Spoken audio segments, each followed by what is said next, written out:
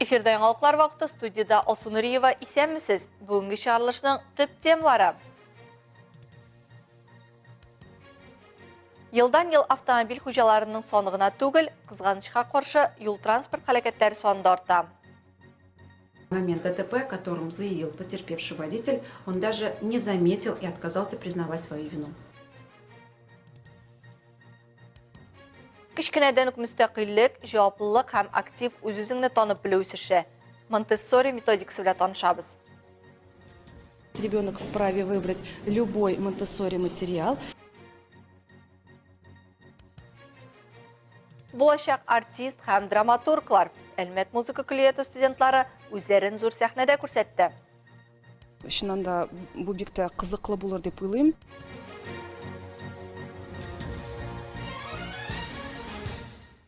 ЮХИДИ мәгълүматларыннан күренгәнчә, республика юлларында хәрәкәтләр саны көннән-көн арта. Язгы җәйге чор юл транспорт хәрәкәтләре иң кискенләшкән вакытта. Соңгы атнада Әлмәт районында да юл транспорт хәрәкәтләре артуы күзәтелә. 10 мартта 10 сәгать 20 минутта Казан-Оренбург автомобиль юлының 236 километрында 1984 елгы Шкода Rapid автомобиле йөртүчесе Әлмәт районының Кишүчәт авылы ягыннан 2нче дәрәҗәдәге юлда хәрәкәт иткәндә, төп юл буенча хәрәкәт итүче машинага өстенлек бирми һәм 2003 елгы Lada Granta автомобиле йөртүчесе белән бәрелешә. Бәхеткә үлүчеләр юк. Авария нәтиҗәсендә 4 кеше төрле дәрәҗәдәге тән җәрәхәтләре ала. Аларның икесе хастаханәгә озатыла. 12 мартта 15 сәгать 30 минутта Әлмәт шәһәренең Северный урамында 1981 елгы Шкода автомобиле йөртүчесе юл хәрәкәте куркынычсызлыгын тәэмин итүче тизлекне сайламый, йөрү өлешендә транспорт чаралары урнашу кагыйдәләрен боза һәм каршы хәрәкәт юлына чыгу нәтиҗәсендә 1982 елгы Hyundai Solaris автомобиле йөртүчесе белән бәрелешә. Нәтиҗәдә Hyundai Solaris автомобиле пассажиры һәлак була. Шкода автомобиле йөртүчесе һәм аның пассажиры яралана. Шулай ук 12 мартта социаль челтәрләрдә билгесез шоферның зур тизлек белән шәһәрнең үзәк урамы буйлап йөргән кадрлары пәйда булды. Әлеге видеоролик белән Әлмәт дәүләт автоинспекциясе кызыксына. Видеода шофер юл хәрәкәте кагыйдәләрен бузуын ачык күрсәтә. Юл хәрәкәтендә катнашучыларның тормышына һәм сәламәтлегенә куркыныч тудыра. Тизлеген 190 км/сәгатькә кадәр арттыра. Шулай ук соңрак билгеле булганча, Төзүчеләр проспектында Шкода Octavia машинасында хәрәкәт иткән яшь кеше башка машинага бәрелә һәм юл транспорт хәрәкәте урыныннан кача. Кыска вакыт эчендә дәүләт автоинспекциясе хезмәткәрләре автомобильчене тоткарлый. В кратчайшие сроки автоинспекторы установили личность данного водителя. Автоинспекторлар машина йөртүчесенең шәхсен ачыклый. Ул 2005 елда туган Әлмәтле. Аның сүзләренчә, видеоны аның дусты 7 мартта ук урнаштыра. Зыян күрүче гаризасы турында, хәлакәт турында ул белми. Шуңа күрә үз гаебен танудан баш тарта. Он даже не заметил и отказался признавать свою вину. Яшь кешегә карата 3 административ беркетмә төзелгән. Машина йөртүчегә куркыныч йөртү өчен 1500 сум, ОСАГО полисы булмау өчен 800 сум штраф салына. Моннан тыш ул 18 айга машина йөртү таныклыгыннан мәхрүм ителә. 11 март көнне 17 сәгать 32 минутта бердәм 112 номеры буенча Аппак авыл җирлегендә мунча яну турында хәбәр килә. Янгынның объекты булып, гомуми мәйданы 18 квадрат метр булган Бүрәнә мунча. Нәтиҗәдә 4 квадрат метр мәйдандагы төтен чыгару урыны янындагы түшәм япмасы янып бетә. Янгынның беренчел сәбәбе мичне эксплуатацияләү кагыйдәләрен бозу. 12 март 17 сәгать 3 минутта ГЛОНАСС системасы буенча Түбән Мактама бистәсенең Советская урамында мунча яну турында хәбәр килә. Янгын сүндерүчеләр килү вакытына мунчаның түбәсе яна, эчендә төтен була. Мунча хуҗасы янгын сүндерүчеләрне үзе каршы ала. Мунча эчендә беркемнең дә булмавы электр энергиясен сүндерү хакында хәбәр итә. Янгынның күрше кырылмаларга таралу куркынычы булмый. Янгын нәтиҗәсендә мунчаның түбәсе, түшәме һәм эчке өлеше зыян күрә. Янгынның беренчел сәбәбе мичне эксплуатацияләгәндә янгын куркынычсызлыгы кагыйдәләрен бозу. Федераль салым хезмәте халыкка үз керемнәрен декларацияләү кирәклеген искә төшерә. Физик затларның керемнәренә салым кагыйдә буларак автомат рәвештә түләнә. Ул хезмәт хакыннан тотыла. Әмма кайбер очракларда гражданнар салым суммасы мөстәкыйль исәпләргә һәм салым органына 3 НДФЛ формасы буенча физик затларның керемнәренә салым буенча декларацияне тапшырырга тиеш. 2 майга кадәр 3 НДФЛ декларациясын гомуми салым системасында эшләүче шәхси эшмәкәрләр, шулай ук адвокат контораларын оештырган адвокатлар һәм нотариуслар тапшырырга тиеш. Принять участие в декларационной кампании также необходимо... Декларация кампаниясында шулай ук 2020 елда минималь сроктан кимрәк булган милекне саткан, якын туганнарыннан булмаган кешеләрдән кыйммәтле бүләкләр алган, лотереяда откан, милекне арендага биргән яки Россия Федерациясеннән читтә булган чыганаклардан керем алган гражданнарга да катнашырга кирәк. За пределами Российской Федерации. Үш НДФЛ декларациясын физик затлар үшін салым төлеушінің шәхси кабинетті сервисі аша федераль салым хезмәте сайтында тапшыру уңайлырак. Декларацияда исәпләнгән физик затларның киремнәренә салымны 2024 елның 15 июленә кадәр түләргә кирәк. Монтессори методикасы балаларны яшьтән үк мөстәкыйль рәвештә уйларга, үзенә ышанып эш башкарырга ярдәм итә. Әлбәттә, әлеге педагогик метод белән 4 балалар бакчасы эшләп килә. Уннан артык тәрбияче Татнефть компаниясе ярдәмендә махсус укыту курслары үткән. Балалар бакчалары Монтессори материаллары белән җиһазландырылган. Тулырак Алсу Әхмәтҗанова белеп кайтты.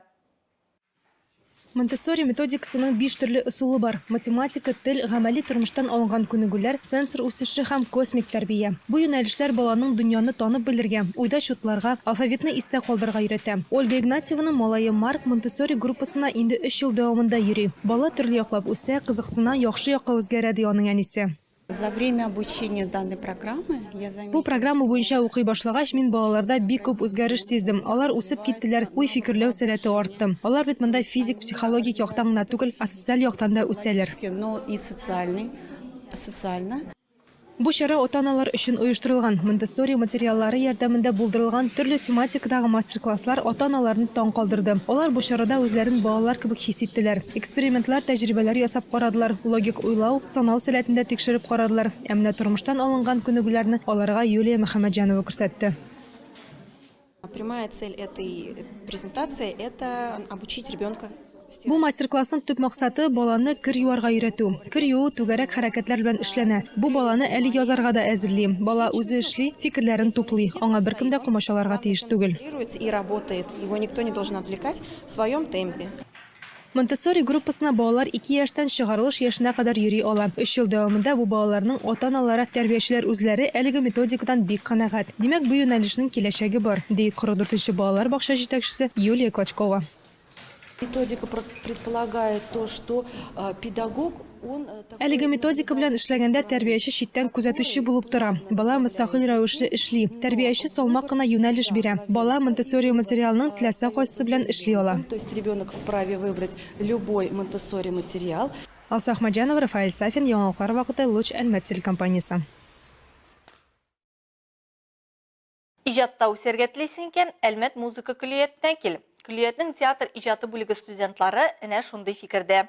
Быелгы чыгарылыш курсы студентлары үз спектакльләрен үзләре куеп танылу ала. Араларында булачак драматурглар да юк түгел. Рәдифә Ногманова дәвам итә. Фәрит Яруллин исемендәге Әлмәт музыка көллиятенең халык сәнгать иҗаты театр иҗаты бүлеге 2019 елдан эшли. Быел бүлекне 5 студент тәмамларга тора. Тик диплом алыр алдыннан һәрберсе үзләре сайлаган пьеса буенча спектакль куярга тиешләр. Чираттагы диплом эше Мәдинә Мансурованыкы. Еще пару лет назад я видела мир в ярких красках. Мәдинә безнең өчен ул шундый бик талантлы студентыбыз. Менә быелгы уку елында әле мыңынчы булмаган, ул үзенең автор буларак әлеге спектакльне сәхнәләштерә. Чыннан да бу бик тә кызыклы булыр дип уйлыйм. Человечность. Поясню. Человечность – это свет в душе. Тормышта шигърият һәм прозада каләм чырларга яратучы Мәдинә аларны үз публикасына чыгарырга карар кыла. Гәрчә шигырьләрен үзе өчен генә язган булса да, моның өчен үзе үк пьеса яза, үзе үк аны сәхнәгә чыгара. Бу спектакль инде гаделлек турында, кешеләр турында, монда барыда философия темасы күтәрелә, психология темасы күтәрелә. Спектакльнең сюжетын инде мин үземнең уйларымнан чыгарып тудырдым. Тик барыда менә төп персонажлар, алар минем актерлардан сурәтләнгән дисәм дөрес булырдыр инде. Как же я люблю ее. Она такая искренняя. В ней так и слышатся нотки наивности и юности. Сәхнәдәге Юсуф тормыштагы Ленар Бакиров. Мәдинә нәкъ менә бу егеткә карап тудырган образына егетнең үзен куя. Үз-үзеңне уйнау җиңел, ди ул. Шулай да спектакльне әзерләү барышында күп тырышырга туры килә. Үземне уйнау ул кыен түгел. Но үзе подготовка бу спектакльга вот ул шул кыйын уже. Линарның сәхнәдәге партнеры Камилә Зәйнуллина, аның төркемдәше. Камилә Әлмәт кызы бик озак еллар бию белән шөгыльләнгән, остазлары киңәше белән театр бүлеген сайлаган. Мин үлем баш геройным, Лейсән исемле герой. Ул бик гашык Юсуф исемле егеткә. Ул ничек әйтим, женственный һәм үзе бик гашык кеше, һәм ул шундый тыйнак, күкләрдә очып йөри торган. Күлиятның халык сәнгать иҗаты театр иҗаты бүлеге эшли башлаганнан бирле студентлар һәм укытучылар Әлмәт Татар дәүләт драма театры белән тыгыз элемтәдә. Әлбәттә, диплом эшләренең зур сәхнәдә куелышы да төбәгебездә театр сәнгатен үстерүгә җитди караш хакында сөйли. Рәдифә Нигъматова, Рафаэль Сафин, яңалыклар вакыты, Луч Әлмәт телекомпаниясе. Вот об этом я и говорил. Может, он с дороги такой нервный? Или случилось что?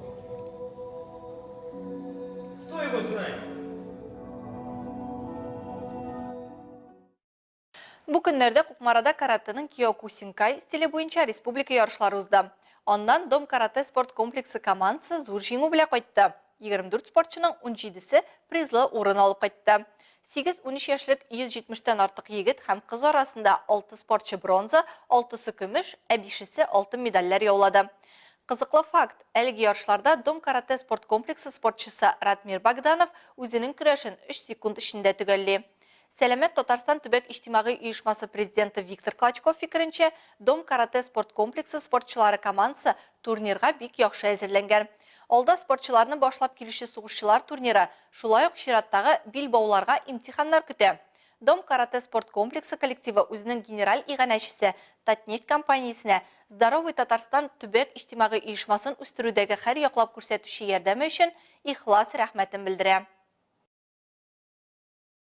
Асташков шәһәрендә бокс буенча бөтен Россия ярышлары узды. Илебезнең иң көчле спортчылары арасында әлмәтлеләр дә бар иде. 57 килограмм авырлык категориясендә 11-нче мәктәп укучысы Артем Бормотов лаеклы 3-нче урынны яулады.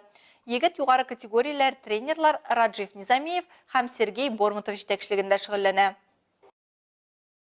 Казанда исә бокс буенча төбәк ара турнир узды. Республиканың иң көчле боксчыларын җыйган ярышларда Калабыз спортчысы Илдан Шәңгәрәев 54 килограмм авырлык категориясендә җиңү яулады.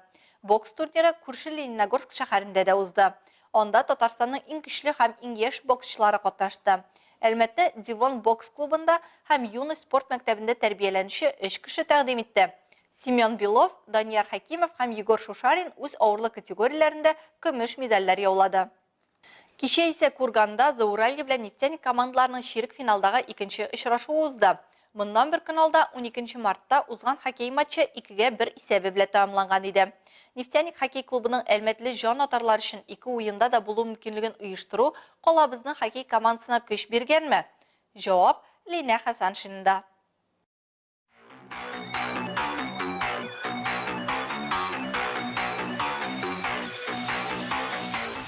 Бу юлы командалар тигезрәк көрәш күрсәтә. Очрашуның 3-нче минутында ук уенның исәбе ачыла. Алга таба бәхет я бер, я икенче командага елмая. Вакыт зур булмаган бәрелешләр дә булып ала. Шуларның берсеннән соң ике якта да уеннан чыгарулар була. 4-4 уйнаганда әлмәтлеләр исәпне тигезли. Нефтяникның беренче алкасын Дмитрий Коселевский кертә.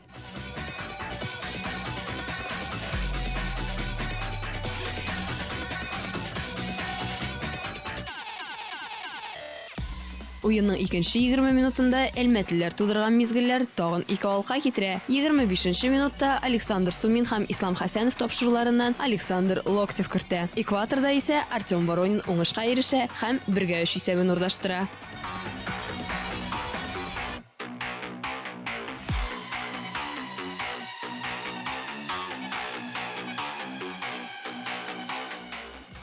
Өченче периодта әлмәтле Артур Бровкин Евгений Ярославлев капкасына Нефтяникның 4-нче алкасын кертә. 1-4 Нефтяник җиңү яулый һәм 1-1 исәбе белән серия Әлмәткә күчә. Кичәге уен буенча нәтиҗәләр ясадык. Егетләр колак салды. Бүген биремне төгәл үтәде. Бердән-бер 3-нче периодта күп кирәксез уеннан чыгарулар булды, ләкин бирешмәделәр. Моның өчен аларга тиешле бәя бирергә кирәк. Афәрин, команданы һәм җан атарларны җиңү белән. Команда болельщиков с победой. Лина Хасаншина, нефтяник хоккей командасы мәгълүмат хезмәте материаллары буенча.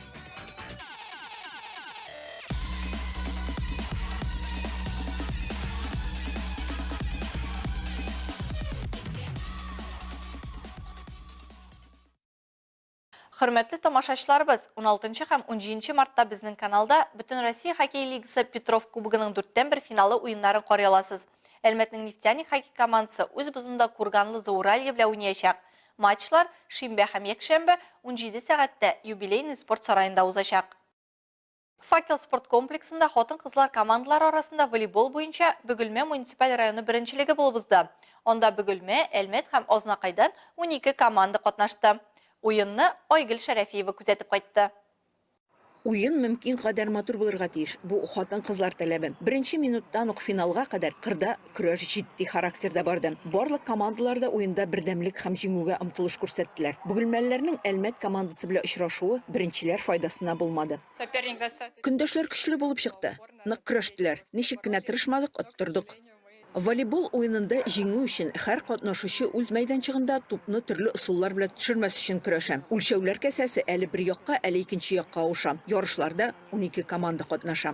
Безнең волейбол буенча Бөгелмә муниципаль районы беренчелеге ачык, анда теләгән һәркем катнаша ала. 13 яшьтән алып 35 яшькә кадәр булган хатын-кызлар. Хәзер җирәбә салдык, финалда кичкенәләр командасы өлкәннәр белән дә очрашырга мөмкин. Финал ничегрәк булыр көтәбез. Волейбол ярышларының нәтиҗәсе коллектив тырышлыгы нәтиҗәсенә тиң. Барлык волейболчылар да үзләренең көрәш сыйфатларын күрсәтте. Нәтиҗәдә беренче урынны Әлмәт командасы алды, ә икенче һәм өченче урыннарны Бөгелмә командалары бүлеште. Айгөл Шәрәфиева, Зирак Саиткулов, Яңалыклар вакыты, Лучи Әлмәт телекомпаниясе. Бүгенге чаралышта шулар иде. Мин Алсу Нуриева һәм монтаж операторы Динара Гайнетдинова сезнең белән сау булашабыз. Исән сау буласыз.